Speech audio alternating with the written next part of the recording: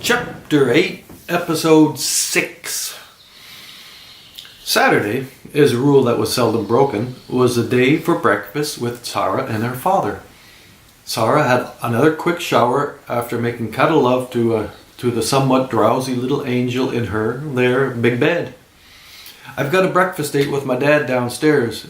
It's a bit of a ritual for Saturday. Do you want to come? Can I just stay in bed?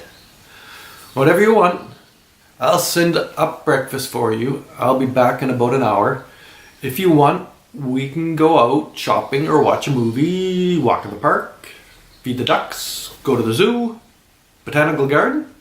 Botanical Garden, or both. Sarah smiled, left the room and headed to the stairs. Her father was, as usual, already sitting with a tea and the New York Times. He normally ignored any big news, a quick look at the headlines to see if anything really out of the normal was being propagated as a big event. There was always a new event, but it was always basically the same content. He never missed the editorials and letters to the editor. He enjoyed them, especially if they were off the wall. He was a bit of a junkie for discovering what the fringe minds had to say. He stopped reading when he saw his daughter come in. Zara kissed him on the top of the head and sat down. Susanna thanks you for your breakfast offer, but she can't leave the bed. Oh, she's bleeding. This was a tease, and it worked for a fraction of a second. Prescott would have to think that the thought, then rejected on its high improbability. He didn't show that he thought it. He was a master of a poker face. Prescott looked at his charged up daughter with a somewhat over-animated frown to acknowledge her attempt at grim comedy. Zara smiled and her father rolled her eyes. She really is. She has a period. She made a mess of the sheets. It was my fault though. I think I have the picture. She is so cool. She thinks the same of you. She doesn't know what I am.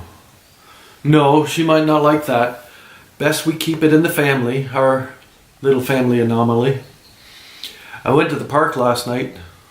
Anything happen in the park? 2 parts people. They didn't want meat, they wanted their parts before they died.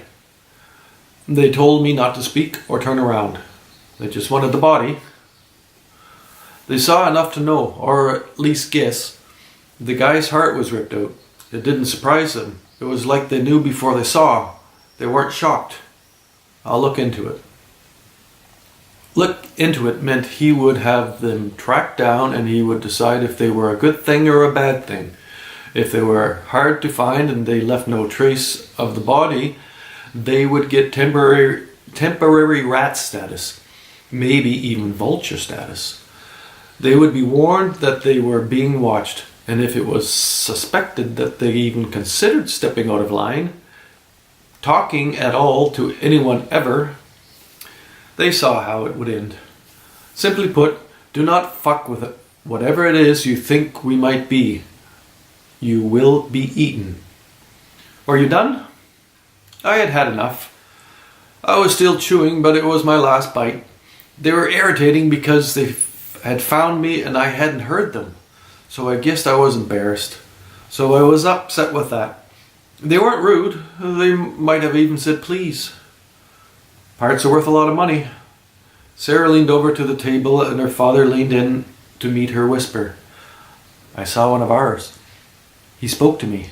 I asked him, or he told me. So maybe he knows about the park people. Okay. I think he lives in the park. He also seems like he could just as easily live in a castle. Uh-huh. Was he black, about 50, rather handsome, with a scar on his left cheek? Do you know him? No. You've seen him. Or is he here? Zara didn't turn around. He's outside talking with Stanfield. He will likely still be there when I leave. It doesn't look as though he's trying to get our attention. I'll talk to him. Let's talk about your game yesterday. We were pretty good. You were great. Your team plays so well together. It's the prettiest team to watch. Prescott knew a fair amount about basketball and baseball and hockey. He understood American football, but the relentless smashing of heads together to mash up brains and turn them to mush made the sport a little distasteful.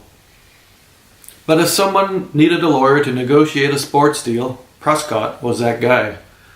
The sports contracts were big money makers. What did you girls get up to last night? We went to Nobo's and they treated us like we were princesses from Sweden. Good for them. It was the first time Susanna had sushi. I hope it works out for you and Susanna, Zara. It can, can't it? It can for a while, I'm sure. I feel like a silly girl. You should be a silly girl. What better time than when you were a girl? What are the silly girls doing for fun today? I think we'll just be silly. Maybe go to the zoo or something, or the gardens. You get back up there to Susanna. I'll go see what our friend has to say.